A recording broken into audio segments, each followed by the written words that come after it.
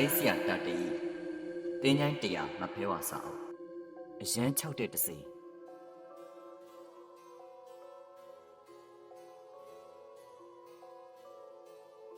အခုတလောဗန်ဝေးကုန်းရွာသားတွေနဲ့ငွေရင်းကုန်းရွာသားတွေတတုတ်ဒုက္ခရောက်နေကြတယ်ဗျဒီတင်းကတော့တတုတ်ကြော်နေပြီလို့မြို့သွားတဲ့လှဲလန်းမှာတစီ6လို့တဲ့ဗန်ဝေးကုန်းကနေမြို့ကိုသွားရင်မြို့ကိုရောက်ဖို့ကတမန်လောက်အလိုမှာတောထဲကိုဝင်တဲ့လမ်းလေးတလမ်းရှိတယ်။အုတ်ခင်းလမ်းလေးဗျ။တော်တော်ဟောင်းနေပါပြီ။ဘယ်ခေတ်ကလေးကရှိခဲ့တယ်ဆိုတော့ဘယ်သူမှမသိဘူးဗျ။အဲ့လိုပဲငွေရင်းကုန်းကနေမြို့ကိုသွားတဲ့လမ်းမှာလေမြို့မရောက်ခင်တမိုင်လောက်အလိုမှာတောထဲကိုဝင်သွားတဲ့အုတ်လမ်းလေးရှိတယ်။ဒီလိုပဲတတုတ်ဟောင်းနေတဲ့လမ်းဗျ။အဲ့ဒီလမ်းနဲ့ဒီဘက်ကလမ်းကတောထဲမှာသွားဆုံတယ်။စုံတဲ့နေရာမှာတိုက်ပြက်ကြီးတစ်လုံးရှိတယ်ဗျ။နှစ်ထပ်တိုက်ကြီးဘယ်ခေတ်ကလေးကရှိတာလဲတော့မသိဘူးပေါ့ဗျာ။ရွာထဲမှာပြောကြတာတော့ဥစ္စာဆောင်နေရှိတယ်လို့အောက်လန်းနေကဝေတွေလာပြီးတော့စရဲချတယ်လို့ပေါ့ဗျာ။အဲ့ဒီနေရာမှာပဲပြဿနာပေါ်တော့တာပဲဗျ။တိုက်ပြက်ကြီးတွေကိုတစီတကောင်ရောက်လာတယ်။အဲ့ဒီတစီကတစ်ခါကြာရင်ဗန်ဝေးကုန်းလမ်းဘက်ထွက်လာပြီးမြို့ကိုသွားတဲ့လူတွေလှဲတွေကိုခြောက်တယ်ဗျ။တခါကြတော့လေငွေရင်းကုန်းလမ်းဘက်ကထွက်ပြီးတော့ငွေရင်းကုန်းသားတွေကိုခြောက်တယ်ဗျ။တဖြည်းဖြည်းနဲ့ဗန်ဝင်းကုန်းသားတွေရောငွေရင်းကုန်းသားတွေပါမြို့ကိုသွားမှတော်တော်လေးကိုကြောက်နေကြတယ်။လမ်းကလည်းဒီတလမ်းပဲရှိတာ哦။ဒီတစ်စီ6ပုံ6နည်းတွေကလည်းတော်တော်ဆန်းတာပြူ။ဗန်ဝင်းကုန်းကဥကျွတ်နေမြို့လှဲနေသွားတာအဲ့ဒီအုံလန်းကလေးရောက်တော့မနက်4 နာရီလောက်ရှိပြီရဲ့ဗျ။ဦးကျွတ်နေတို့လင်မယား9 ရက်စီသွားကြတာလေသူ့မိမဒေါ်ဘူးလည်းပါတာပေါ့အုံလန်းကလေးကနေလူတယောက်ထွက်လာတယ်ဗျပြီးတော့လှဲလန်းချောင်းအတိုင်းသူတို့လှဲရှိရနေပြီးတော့ရှောက်သွားတယ်လှဲနေတော့တိတ်မနေဘူးဆိုပဲဒါပေမဲ့ဒီလူလှဲလန်းချောင်းပေါ်ရောက်ကြတဲ့ကနွားတွေကတိတ်မူမမှန်တော့ဘူးတဲ့ဗျနှာရီတဖူးဖူးမှုတ်ပြီးတော့တစ်ချက်ရက်နေကြတယ်လေကိုကျွတ်နေတော့နော်ရဘာဖြစ်တာတော့ဒေါ်ပူကမေးတော့ဦးကျွတ်နေကမတီးဘူးဟာမပူရဲ့ရှေ့မသွားပဲရက်နေရဟာဘာများဖြစ်လို့ပါလဲငွေတွေဘာတွေများတွေ့လို့လားတော့မပူနဲ့ကျုပ်ကဆင်းနေတာကလေးကနွားလဲမောင်းလာတာပါဒါမွေတွေ့တဲ့ပုံစံမဟုတ်ဘူးဟာဒါဆိုဘာတွေ့တာတော့ဟိုအုံလန်းနေကလူတယောက်ထွက်လာပြီးလဲလန်းချောင်းတိုင်ရှောက်သွားပြီးကလေးကအဲ့လိုဖြစ်တာဟဲ့ဒါဆိုလူမဟုတ်ရဲ့လားတော့အေးလူလို့တော့ထင်တာပဲ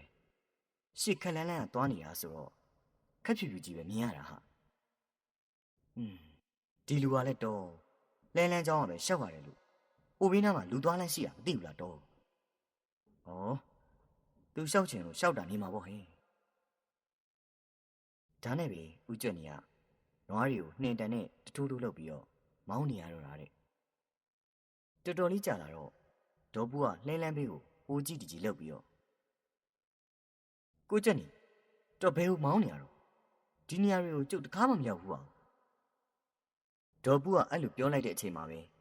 ရှစ်ခလန်းလန်းကသွားနေတဲ့ဖြူဖြူကြီးကပျောက်သွားရတယ်ဗျဒီတော့ဦးကျွတ်နေကဘေးဘီကိုတေးသေးချာချာကြည့်လိုက်ပြီးမှဟာတောက်ကျူးနေရောမပူကြီးဒါနတ်ကြီးကဘာပဲဟာဘလို့ဖြစ်တာတော့မျိုးမြောက်ပဲနတ်ကြီးကဘာရောက်လာပါလားနတ်ကြီးကဘာဘက်ကိုလှဲမှမရှိတာဟုတ်တယ်ဗျသူတို့ဗန်မွေးကုန်းကနေသွားရင်မြို့သွားတဲ့လှဲလန်းတလန်းပဲရှိတာလဲပေါ်မှာအိပ်ပျော်ပြီးပါသွားရင်တော့မှမြို့ကိုရောက်တာပဲလမ်းကဒီတလန်းပဲရှိတာဆိုတော့နွားတွေကသူတို့ဘာသာသူတို့ဆွဲသွားကြတာပဲဗျနောက်ပြီးတော့နတ်ကြီးကဘာဆိုတဲ့တောင်ကပယံရှိတဲ့နေရာနဲ့ကနည်းနည်းလှမ်းပါသေးတယ်တော့ကိုကျွတ်နေဒါမဟုတ်မှလွဲရောရှေ့ကသွားနေတဲ့ဖြူဖြူကောင်းမသားတစီလောက်တာပဲဖြစ်မယ်ဒေါ်ပူကစိတ်ဆူးဆူးနဲ့ပြောလိုက်တဲ့ဒေါ်ပူလည်းအဲ့လိုပြောတောထဲကနေဟာဆိုပြီးတော့အော်ရီလိုက်တဲ့အတန်ကြီးတစ်ခုပေါ်လာတဲ့ပြီးတော့အဲ့ဒီရီတန်းကတဖြည်းဖြည်းဝေးသွားတယ်တဲ့ဒီတော့မှဦးကျွတ်နေတယ်လဲကိုနောက်ကျောင်းပြန်မောင်းခဲ့ရတာတဲ့ လင်းလည်းမရှိတော့တတော့ခဲရခဲစစ်ကိုမောင်းရတာလည်းပြုမနက်၈ နာရီလောက်မှမြို့ကိုရောက်သွားတယ်ဆိုပဲဇလန်းကအဲ့ဒီကစားရတာပါပဲဗျာနောက်တစ်ခါကြုံတာကတော့ဗန်မွေးကုန်းကကိုမိုးသီးနဲ့ကိုပေါက်ဗျဒီလူနှစ်ယောက်ကကြက်သမားတွေအမြဲတမ်းကြက်ကောင်းရှာတယ်ရရင်ရိတ်တကြီးကြီးနဲ့မွေးရအရွယ်ကောင်းရောက်ပြီဆိုတော့ဟိုရွာဒီရွာလှည့်ပြီးတော့ကြက်တိုက်တော့တာပဲပြုအဲ့ဒီနေ့ကမြို့တက်ပြီးတော့တိုက်လာတာဗျကြက်နိုင်ပြီးတောက်စားလာတာပေါ့နှစ်ယောက်သားကြက်ကလည်းနိုင်ငွေစားကြီးစားလေးတွေကလည်းရွှင်းနေတော့အပြန်တန်းမှာပလင်းကလေးကလည်းပါလာသေးရဲ့ဗျနှစ်ယောက်သားတချင်းအော်ဆိုလိုက်ပလင်းလေးဖွင့်ပြီးတော့မောလိုက်နဲ့အောင်စန်းကိုရွှင်းနေတာပဲပြုမိုးချုပ်လို့ချုပ်မှန်းအောင်မသိကြတာဟိုတောင်းစီရဲ့ကညူတူတူရဲ့ညူတူတူရဲ့ကိုပေါက်ကအတန်နဲ့အတန်ထားနဲ့စိန်အောင်မင်းရဲ့တချင်းကိုအော်ဆိုနေတယ်တိုးရရလေကိုပေါက်ဆိုတဲ့အတိုင်းလိုက်ဆိုတာပြုဟာကြည်စံကပေါ့ဒါမင်းကိုလိုက်နောက်တာကွာဒီကောင်ကိုတွေ့အောင်ရှာပြီးတော့တွေ့လိုက်အောင်နီးစမ်းမအောင်ကိုမိုးတီးอ่ะကျုပ်တို့အတိမို့လို့နောက်တာရှိမှာပေါ့မသိတဲ့လူကနောက်မလားဗျဟာငါပေါ့အချိန်ကိုလည်းကြည့်အောင်တော်တော်မိုးကြုံနေပြီကွာအတိဆိုရင်နှုတ်ဆက်မှာပေါ့ကဲမင်းထက်ဆိုကြည့်စမ်းကွာဟိုတောင်ရဲ့စီကညူတူတူရဲ့ညူတူတူရဲ့ကိုပေါက်ကစိန်အောင်မင်းတချင်းကိုတန်နေတန်ထားနေထက်ဆူလိုက်တယ်ဟိုတောင်စီရဲ့ကညူတူတူရဲ့ညူတူတူရဲ့ဟောတော်ရီကအတန်နေသူ့လိုပဲတန်နေတန်ထားနေလိုက်ဆူလာတယ်ပြုဒီမှာရင်ကိုမိုးတီးကအရက်ကလည်းထွေးနေတော့ဟေးဘယ်ခွေးမှသွားလဲကွာငါတို့လိုက်နောက်နေဘာတူလဲကိုမိုးတီးအတန်မူးနေတဲ့အတန်ကြီးပဲဗျာဟေးဘယ်ခွေးမှသွားလဲကွာငါတို့လိုက်နောက်နေဟိုကလေကိုမိုးတီးလိုပဲမူးနေတဲ့အတန်ကြီးနဲ့လိုက်တော့ပြောတာပဲပြုဟဲ့အောင်မင်းပုံးပြီးတော့မနောက်နဲ့မင်းတတိရှိထွက်လာကြလားထွက်ခဲ့ဒီတခါတော့အတန်းငြိမ်နေတယ်ပြုဒီမှာနေကိုပေါက်ကတိတ်ပြီးတော့မတင်ကားတော့ဒါနဲ့ကိုပေါက်ကကိုမိုးတီလာပါဗျာသွားကြရအောင်လို့ကိုမိုးတီကိုခေါ်လိုက်တယ်နေစမ်းမှာငါပေါက်ရရော့ဒီကြောက်မင်းပွေထားစမ်းဒီကောင်ကရအောင်ခေါ်ထုတ်ပြီးတော့စော်စမ်းမယ်သူပွေထားတဲ့တိုက်ချက်ကြီးကိုပေါက်စီကိုလှမ်းပေးပြီးပစိုးတူတူပြင်ဝင်လိုက်တယ်တဲ့အဲ့အောင်ကမြင်းမသားမင်းတတိရှင်အခုထွက်လာခဲ့စမ်းမင်းနဲ့ငါနဲ့တယောက်ချင်းချမယ်လားမင်းရမြလူကိုနောက်လာပြောင်းလာတယ်မင်းဘာကောင်းလဲအခုထွက်ခဲ့စမ်းကွာကိုမိုးတီးကအဲ့လိုပြောလိုက်တော့အနီးနားတက်ပင်တွေကအတန်ကြီးထွက်ပြီးတော့ရိမ့်ခါသွားတယ်ဗျလေးတစ်ချက်တိုက်လိုက်တာအေးစိမ့်သွားတယ်ဆိုပဲဘုတ်ဆိုရင်သူတို့နဲ့မလန့်မကန့်မှတခုခုပြုတ်ကျလာတဲ့အတန်ကိုကြားလိုက်တော့နှစ်ယောက်သားနောက်ကိုလှည့်ကြည့်လိုက်တယ်တဲ့ဟာဘာကောင်လေးလဲကွာတထောင်လောက်ပဲရှိတယ်တထောင်လောက်ပဲရှိတယ်လို့ကိုမိုးတီးကပြောပြီးတော့ကြည့်လိုက်တော့ဟိုတောင်စီရဲကညူတူတူရဲ့ညူတူတူရဲ့ဆိုပြီးတချင်းအော်ဆိုတာလည်းပြုဩလက်ဆက်တတ်တော့မင်းကိုလို့ပြောပြီးကိုမိုးတီးကလောဒတကြီးရှေ့ကိုတိုးသွားတော့ကိုပေါက်ကအတင်းကိုဆွဲထားရတာလည်းပြုသူတို့နှစ်ယောက်ဆွဲကြလွဲကြလုံနေတော့မှပဲတထောင်လောက်ရှိတဲ့လူသေးသေးလေးကတဖြည်းဖြည်းကြီးကြီးလာတာလည်းပြုခေါင်းကလည်းအကြီးကြီးတဲ့ပါဇက်ကလည်းပြဲပြဲကြီးဆိုပဲကိုမိုးတီးနဲ့ကိုပေါက်လည်းကြက်တည်တည်ပြီးတော့ကြည့်နေရနေကိုမိုးတီးကအရင်တတိပြန်ဝင်လာတာလည်းပြုဟေ့အောင်ငါပေါက်ပြေးပြေးဟေ့ကောင်ငါပေါက်ပြေးပြေးဆိုပြီးသူကိုယ်တိုင်လဲနောက်လှည့်ပြီးပြေးတော့တာလည်းပြုလက်ထက်ကအရက်ပလင်းကိုလည်းလွှတ်ချထားခဲ့ရတဲ့ဒီလိုနဲ့သူတို့နှစ်ယောက်နည်းနည်းပြေးပြီးတော့ကိုပေါက်ကနောက်ကိုစိတ်မချလို့လှည့်ကြည့်လိုက်တဲ့အောင်မလေးတစီကသူတို့ပြစ်ချထားတဲ့အရက်ပလင်းကိုအကြနာမော့နေရတယ်ဗျအရွယ်ကလည်းလူပုံမှန်အရွယ်ပဲတဲ့အဝေးကကြည့်လို့လားတော့မသိဘူးခက်ဖြူဖြူကြီးတယ်ဗျအရက်ပလင်းကိုအားရပါရမော့နေရတယ်ဒီလိုနဲ့ကိုမိုးတီးနဲ့ကိုပေါက်လည်းကြက်ကြီးပွေပြီးမနာနဲ့ပြေးကြတာဗန်မွေးကုန်းကိုရောက်တော့အမောစုမတက်ပဲလေဗျအိမ်ရောက်တာနဲ့ကြက်ကြီးကိုဘုံကနေပစ်ချလိုက်ပြီးအိပ်ပျော်သွားကြတာနောက်တနေ့ညနေကျမှပဲ နိုးလာတယ်ဆိုပဲအုံလန်းကတစီရဲ့တရင်ကပို့ပြီးနာမည်ကြီးလာတော့ပါဗျာအနီးနားကရွာတွေထိပြန့်သွားတယ်ဟိုတရက်ကတော့ဗန်ဝေးကုန်းဖုန်းကြီးကျောင်းကကိုရင်လေးနှစ်ပါးနဲ့ကျောင်းသားလေးတယောက်မြို့မှာပြန်လာကြတယ်ကိုရင်လေးတွေကမြို့ဟာစာတင်တိုင်းမှာစာဝါသွားပြီးတော့လိုက်ကြစာမွေးပွဲပြီးလို့ရွာကိုပြန်လာကြတာကျောင်းသားကိုရင်လေးနှစ်ပါးကိုသွားခေါ်တာတစီ6တဲ့အုံလန်းရောက်တော့ကိုရင်လေးတစ်ပါးပြောတယ်ဒီနေရာတစီ6တယ်လို့ကြားတယ်ကိုရင်ရောကြားသေးလားလို့ကြံတဲ့ကိုရင်ကိုမေးတယ်ကိုရင်ကြားတော့ကြားတယ်ဒါပေမဲ့တစီ6ရင်မေတ္တာတုံကျွတ်မှာပေါ့လို့ဟိုကိုရင်ကပြန်ပြောတယ်ဒီတော့ကျောင်းသားကဝင်ပြောတယ်တစီ6ရင်ကိုရင်တို့ကမေတ္တာတုံပဲရွတ်ကြပေါ့တပည့်တော်ကတော့ခဲတုံပဲရွတ်ရမှာပဲလို့ဆိုပြီးခဲလုံးတွေကိုကောက်နေတယ်တဲ့ဒီတော့မှပဲကျောင်းသားခေါင်းတောင်ကနေမြည်အောင်ဇီးပြူတီတစ်လုံးလာပြီးတော့မှန်ရောတယ်ဗျို့ဟာကိုရင်တို့တစီကတော့တပည့်တော်ဇီးပြူတီနဲ့ပြစ်နေပြီထင်တယ်အပင်ကကြွေတာနေမှာပါကွာလို့ကိုရင်တွေကပြန်ပြောတော့ကျောင်းသားဟာကိုရင်တို့ကလည်းဒီနားမှာဇီးပြူမီမှာမရှိတာဇီးပြူတီကဘယ်ကကြွေမှာတော့ဇီးပြူတီကဘယ်ကကြွေမှာတော့လို့ပြောလို့မှမဆုံးသေးဘူးကိုရင်နှစ်ပါးခေါင်းတိမ်ကနေဇီးပြူတီတွေကြလာရောတယ်ဗျို့အေးဟုတ်တယ်ဟာဒါပြစ်နေရကွာဟာဇီးပြူတီတောရဲကဇက်တိုက်ထွက်လာရောတယ်ဗျို့ဒါနဲ့ကိုရင်နှစ်ပါးလဲမေတ္တာတော့ရွတ်တော့တာပေါ့ဗျာယတာနုဘဝတော်ရခါလို့ကိုရင်တွေကရွတ်ရင်တစီကနေဝတန်နိဘိတနံလို့ဆက်ယူတဲ့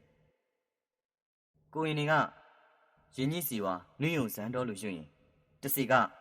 ရက်တိန်ဒီဝမတန်တိတော်လို့ရှေ့ကကြိုပြီးတော့ရွတ်တဲ့ဒီလိုနဲ့ပရိတ်တာဆုံးရောကိုရင်တွေမှာကပေါက်တိကပေါက်ချာဖြစ်ကုန်တော့တာပေါ့ဗျာဒီတော့ကျောင်းသားလဲစိတ်တူလာပြီးခဲနဲ့တောထဲကိုရမ်းပြစ်တော့တာပေါ့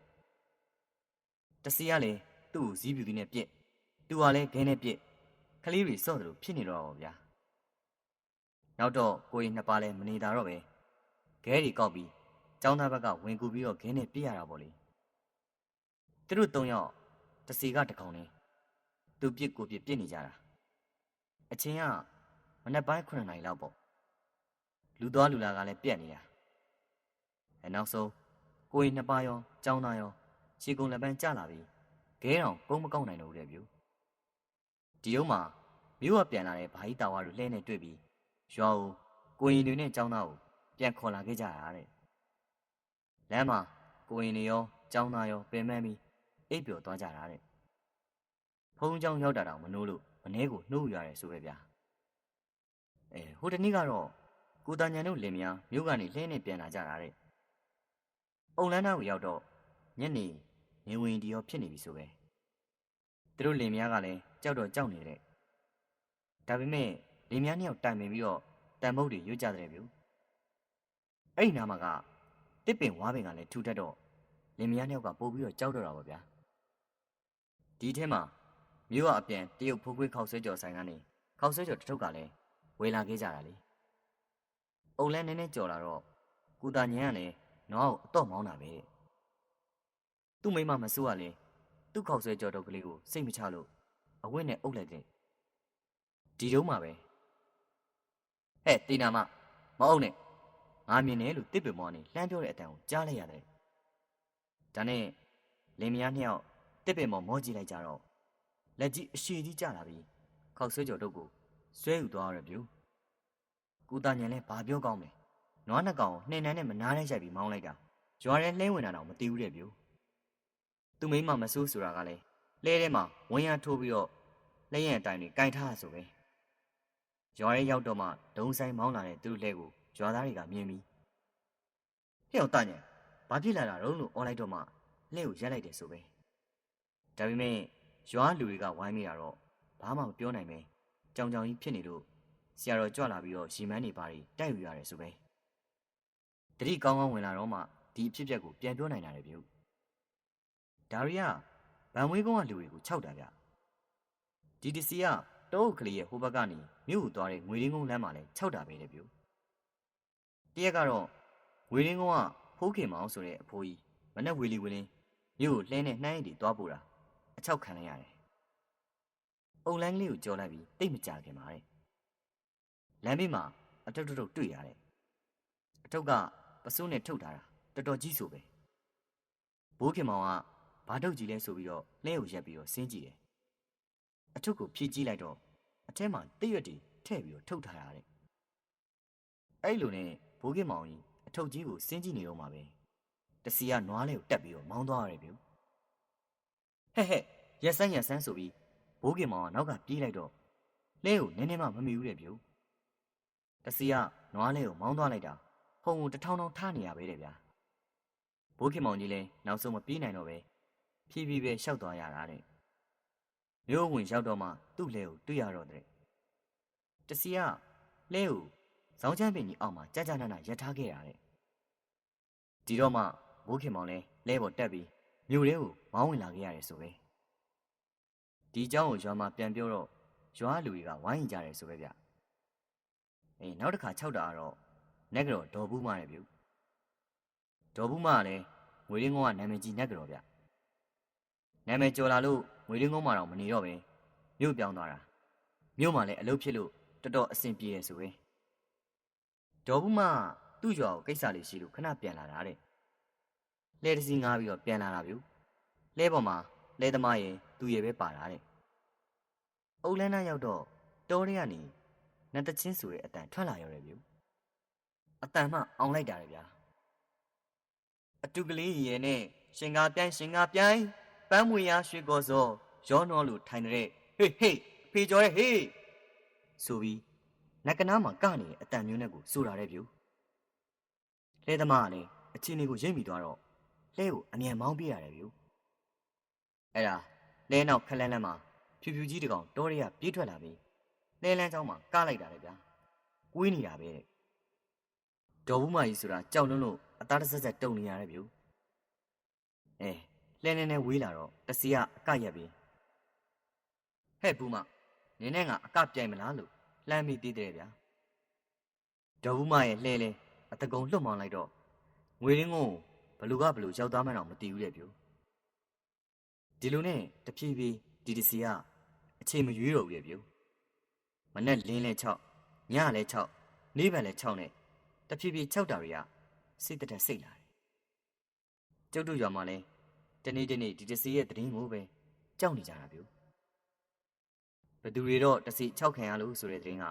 နေတိုင်းလိုဖြစ်နေပြီကျုပ်လဲဒီအကြောင်းပဲတွေးနေတာဗျဘာလို့မှလည်းမသိဘူးဒီနေ့တော့နေရာလဲပူနေရနဲ့ကျုပ်လဲဘဲမှမသွားတော့ပဲကျုပ်ရဲ့ပင်နိုင်နေရဖြစ်တဲ့မကြီးပင်အောက်ကတစ်သားကွက်ပစ်ကလေးပေါ်မှာဝပိုးချမ်းလေးကောင်းရင်အိပ်ပျော်သွားတာဗျဆရာကိုတာတီတို့ကတော့ဗျာစိန်ကြလိုက်တာပလက်ကလေးကိုစင်းနေတာပဲဟိကျုပ်နားထဲမှာအဲ့ဒီအတန်ကိုကြားတစ်ချက်မကြားတစ်ချက်နဲ့အိမ်မက်တယ်လို့ဖြစ်နေရဗျဟေးတတ်ထပါအောင်ကွာဆိုအတန်ကိုကြားလိုက်ရတော့မှကျုပ်နိုးသွားတာဗျချက်ချင်းမျက်စိဖွင့်ကြည့်လိုက်တော့ကိုစင်နဲ့ကိုတယ်ဗျကျုပ်လဲအိမ်နေရာနေကြပြထပြီဟာကိုစင်နဲ့ကိုတယ်ပါလားဗျကဲလာထိုင်ကြဗျဘန်းနဲ့နေဘူးကြီးတွေရောက်လာကြတာလားကိုစင်နဲ့ကိုတယ်ကညီကိုဗျဗန်ဝေးကုန်းသားတွေအိမ်အောင်ကြတော့ကိုစီကဗန်ဝေးကုန်းမှာပဲအိမ်အောင်ကြတယ်ကိုတယ်ကတော့ငွေရင်းကုန်းကမိမနဲ့ကြပြီးတော့ငွေရင်းကုန်းကိုပြောင်းပြီးနေတယ်ကျုပ်ကအိမ်မော်တက်ပြီးလက်ဖက်ခွက်ရည်ယူနီအိုအကျန်းပကံငကားဆေးဘောလေး2လိမ့်ယူလိုက်တယ်ကဲကိုဆဲတို့ကိုတဲတို့အကျန်းတော့လက်ဖက်လေးစားဗျာဆေးဘောလေးဖွာကြအမောပြေမှာစကားပြောကြတာပေါ့လို့ကျုပ်ကအိတ်ဝေပြုတ်လိုက်တော့ညီကို2ယောက်ငကားဆေးဘောလေး1လိမ့်စီမင်းကြီးပြီးဖွာကြတယ်ဗျပြီးတော့ကျုပ်အစင်လေးငှဲ့ပေးထားတဲ့ယူနီချောင်းကိုညီကို2ယောက်ဖူးကနေဖူးနဲ့မှုတ်ပြီးတော့တောက်ကြတော့ပဲဗျတတ်တီငါတို့ရွာရဲ့သတင်းကိုမင်းလည်းကြားပြီးတော့ပေါ့ကွာကိုစီကစကားဆလိုက်တယ်ကျုပ်ကခေါင်းညှိပြလိုက်ပြီးကြားပါရဲ့ဗျာနေတိုင်းလိုဒီသတင်းပဲကြားနေရတာလေဟုတ်ပါကွာငါတို့ရွာသားတွေလည်းတတော့ထိမ့်လန့်ကုန်ကြပြီကွာမနေ့ကညကလည်းဖြစ်တည်တယ်လို့ကိုတဲကဖွာလက်စာစီးဘောလေးကလေးအသာချပြီးတော့ဝင်ပြောတယ်ဟုတ်လားဗျကိုတဲ ပြောပါအောင်ဗျဘလို့ဖြစ်တာတော့ဒီလိုကြီးနေလဲပြီးတော့လက်ဝေထိုးတဲ့ကရင်ညီကိုတဲ့ကွာဘယ်ရွာနေဘယ်ရွာကိုသွားမှလဲတော့မသိညဘက်ကြီးအုတ်လန်းကတိုက်ပြက်ကြီးတွေကိုရောက်လာပြီးတော့မိရီပါတွေဖိုးယူနေဦးကြိုပြီးတော့ညစာစားကြတယ်ဆိုပဲဒီလူတွေမှာစားဦးစားခွက်တွေပါလာလို့လားဗျပါပြီလားတာတီယာသူတို့ကနေလဲပြီးတော့လက်ဝေထိုးစားတာလေသူတို့နှစ်ယောက်စားဦးခွက်ရိတ်ခါပါပြီးသားကွာအော်ဒီလူလားအေးအဲ့ဒါညီကိုနှစ်ယောက်စားတော့ပြီးတော့စကားစားပြီးပြောကြတာပေါ့ကွာအကိုလှုပ်တဲ့သူကညီလှုပ်တဲ့သူကိုပြောတဲ့ဟိုတနေ့ကထိုးတဲ့ပွဲမှာခြေထောက်အနေထားအနှုတ်အသိမ်းမှားနေတဲ့အကြောင်းပြောပြီးညီကိုနှစ်ယောက်လက်တွေလှုပ်ကြတာပေါ့ကွာလက်ဝဲနမူနာထိုးကြည့်ကြတာပေါ့အော်ဟုတ်တယ်ဗျသူတို့ကလည်းအမြဲတမ်းလေ့ကျင့်နေကြရတာလေ့ကျင့်ပြတ်လို့မရဘူးတဲ့ကျုပ်ကကိုးတဲ့စကားကိုဝင်ထောက်လိုက်တယ်အေးအဲ့ဒါသူတို့နှစ်ယောက်လေ့ကျင့်နေတော့ဘသူကဝင်ထိုးတယ်မသိဘူးတဲ့သူတို့နှစ်ယောက်တစ်ခွက်ခွက်နဲ့အထိုးခံရတာတဲ့ပထမတော့တယောက်နဲ့တယောက်လက်လွန်ပြီးတော့ထိရထင်တာပဲဒါနဲ့အကိုလှုပ်တဲ့သူကဟဲ့အောင်မင်းကငါ့ကိုထိအောင်မထိုးနဲ့လေလို့ပြောတော့ညီလှုပ်တဲ့သူကလည်းပြောတဲ့အကိုကလည်းကျုပ်ကိုထိအောင်မထိုးနဲ့လေဗျာတဲ့နားတယ်ဗျာလို့ပြောတော့ဟာငါမထိုးပါဘူးပေါ့ညီလှုပ်တဲ့သူကလည်းကျုပ်လည်းအကုတ်ကိုထိအောင်မထိုးပါဘူးပေါ့ဒါနဲ့သူတို့နှစ်ယောက်လုံးဝမထိုးတော့ပဲရက်နေလိုက်ကြတယ်ဒီတော့မှအဖြေပေါ်တော့တာဟိနှစ်ယောက်စလုံးတစ်ခွက်ခွက်နဲ့အထိုးခံနေရတာတခြားတစ်ယောက်ကနေဝင်ထိုးနေတာဆိုပဲတခြားတစ်ယောက်ကဝင်ထိုးနေတာဆိုတာသိပြီးတော့ညီကိုနှစ်ယောက်ပြန်ထိုးကြတယ်သူတို့ခွက်ခနဲ့ထိရင်မှန်းပြီးတော့ပြန်ထိုးတယ်ဒါပေမဲ့ဘာမှမထိပဲလေကိုပဲထိရတယ်ကွာကြာလာတော့ညီကိုနှစ်ယောက်စလုံးမျက်နှာတွေဖူးယောင်လာပြီးဘလို့မှမခံနိုင်တော့တာပဲဟိဒါနဲ့ပစ္စည်းကြပြားကြသိမ်းပြီးတော့အဲ့တိုက်ပြက်ကြီးတွေကနေတချိုးတွေပြေးရတော့တာပဲဟိဒါတော့နောက်ကမနာနဲ့လိုက်ထုံနေလို့ခြေဥတဲ့ရစွတ်ပြေးရတာတဲ့အဲ့ဒါငါတို့ငွေရင်းကုန်းကိုချင်းမတော်ကြီးရောက်လာကြတာဟိငါတို့ရွာသားတွေကခေါ်ထားပြီးတော့စကြက်ထုတ်တွေပါတွေထိုးပြီးကြတာကွာမျက်နှာကြီးတွေဆိုတော့ကွာဖူးယောင်ပြီးမြင်လို့တော့မကောင်းပါဘူးတတရားဟာဒီတစီတတော့စိုးနေပါလားဗျာစိုးချက်ကတော့လွန်ရောက်ကွာအဲ့ဒါငါတို့ညီကိုတိုင်ပင်ပြီးတော့မင်းစီကိုလာတာကွာနှုတ်နေပါအောင်ဗျဒီလူတွေကအဲ့တစီကိုမြင်ရသေးလားကိုစေကကြုံမိတာကိုပြန်ပြောတယ်ဘယ်မြင်ရလိမ့်မလို့တတရားမမြင်ရပဲအထိုးကြီးခံနေရတာကွာဒီတော့လေထွက်မပြေးလို့ဘယ်နဲ့လုပ်မလဲဒါတော့ဟုတ်တာပေါ့ဗျာမင်းစဉ်းစားကြည့်တတရားသူတို့ညီကိုကလက်ဝဲပညာတက်လို့ရွာစဉ်လှည့်ပြီးတော့မှလက်ဝဲတောင်ထိုးစားနေကြတာပေါ်တီးတီးကောင်နေမှာမဟုတ်တာကွာစဉ်းစားစရာတော့ဖြစ်နေပြီဗျ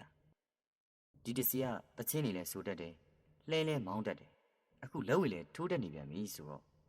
သူ့မှာအစွမ်းတော်တော်ရှိတာပဲဗျအေးကွာ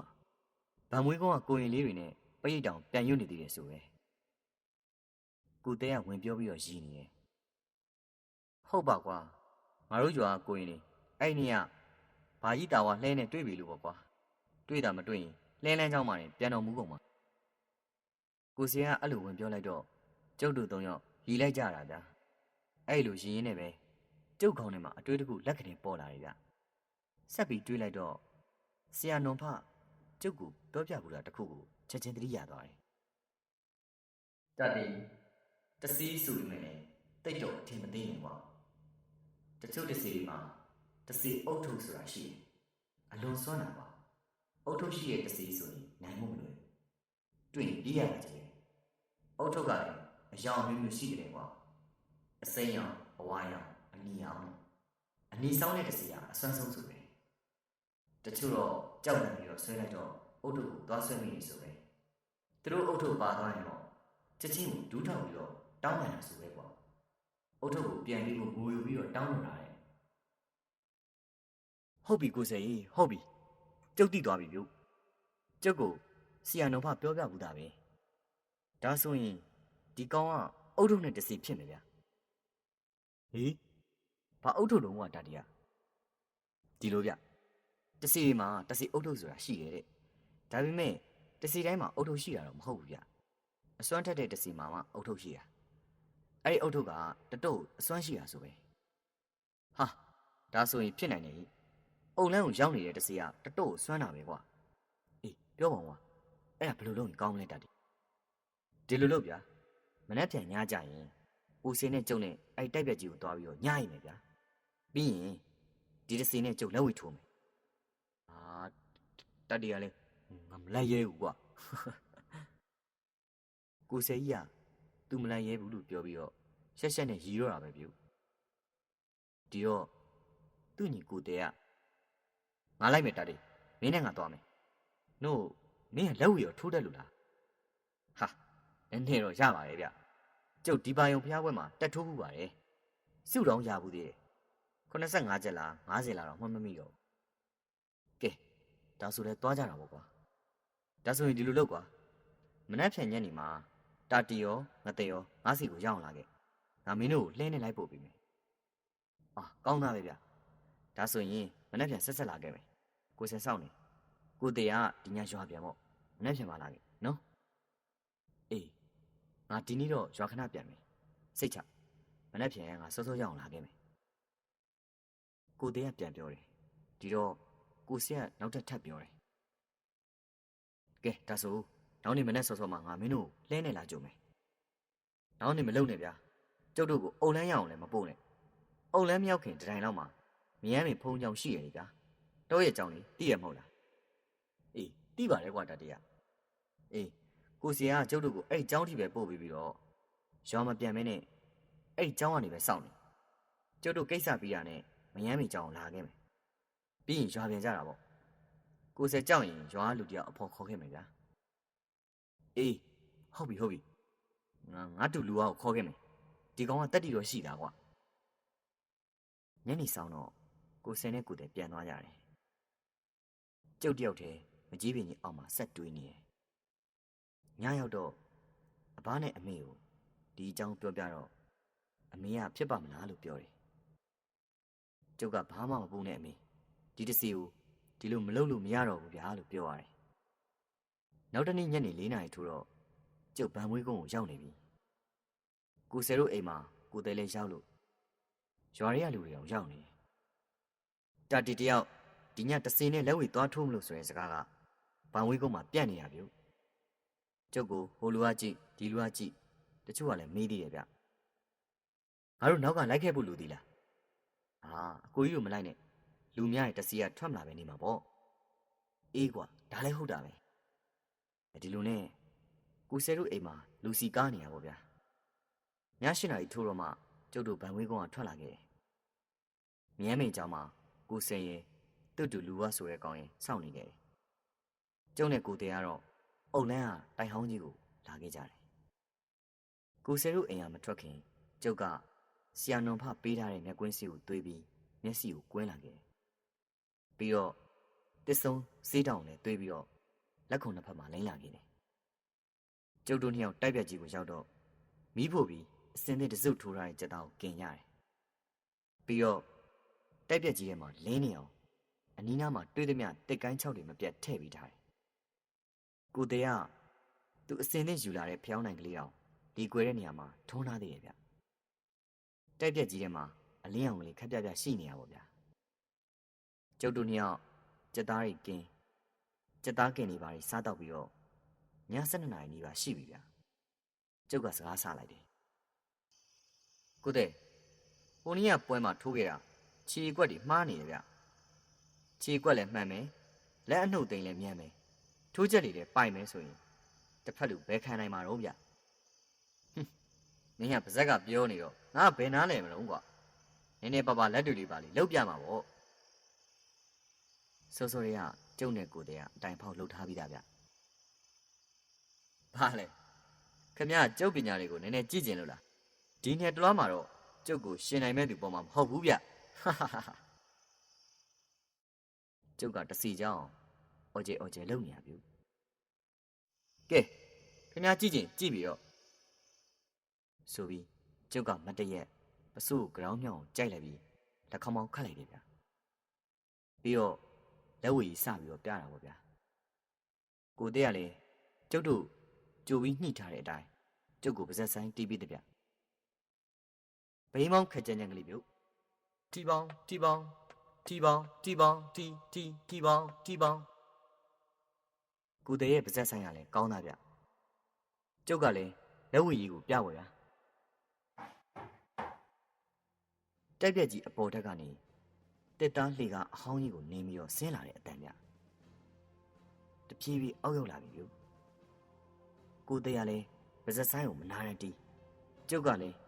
လက်ဝတ်ကြီးကိုနာရန်ပြပေါ်ဗျကျုပ်ကလက်ဝတ်ကြီးပြရင်လှေကားရင်းကိုမတိမတာကြီးလိုက်တော့အုတ်ထုပ်အနီစောင်းထားတဲ့လူတယောက်ရက်နေတယ်ဗျပုံမှန်လူတယောက်ရဲ့ပုံပါပဲဒါပေမဲ့ခေါင်းကတော့နည်းနည်းကြီးပုံရတယ်ဗျအုတ်ထုပ်အနီစောင်းထားတာဆိုတော့ဒီကောင်ကတစီအုတ်ထုပ်ရှိတဲ့တစီတွေထဲမှာအဆင့်တန်းမြင့်ဆုံးကောင်ပဲဟာဒီမှာကြည့်ကိုတဲ့ဒီအကွက်မျိုးနဲ့ထိုးရင်ဘလို့ကောင်းမှမခံနိုင်ဘူးဗျသိလားကျုပ်ကတစီရဲ့စိတ်ကိုစွပေးနေရပါဗျာမျက်ကွင်းစီကွင်းထားတော့ဒီကောင်ကိုကျုပ်မြင်နေရတာပေါ့ဟောဒီကောင်ပစုကိုကြောင်းကြိုက်လိုက်ပြီလို့ဟောလာပြီကျုပ်စီကိုတန်းတန်းမတ်မတ်ကိုလာနေပြီလို့ဟောကျုပ်ကိုထိုးပြီလို့ကျုပ်ကမရှောင်ဝဲတစ်ချက်ထိုးခံလိုက်တယ်ကိုတဲ့ကျုပ်ကိုခင်ဗျားထိုးရလားဟာကြင်ကြံဖန်ဖန်ကွာငါဒီမှာထိုင်နေတဲ့ဟာမင်းကိုဘယ်လိုလုပ်ထိုးရမှာတော့ဒါဆိုကျုပ်ကိုဘယ်သူထိုးတာတော့မြ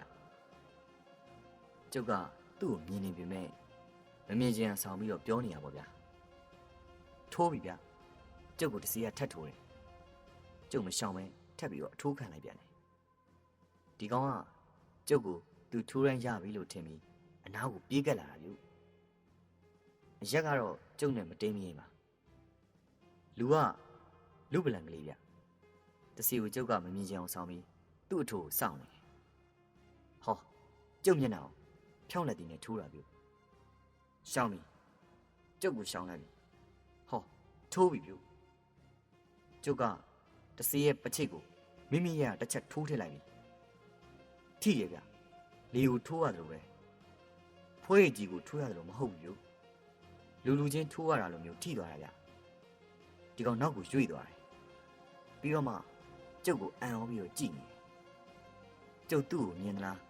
ထိအောင်ထိုးနိုင်တာလို့ပေါ့ဗျာကျုပ်ကလည်းမမြင်ချင်အောင်ဟန်ဆောင်ပြီးတော့တခြားဘက်ကိုလှည့်နေတာမျိုးဒီမှာရင်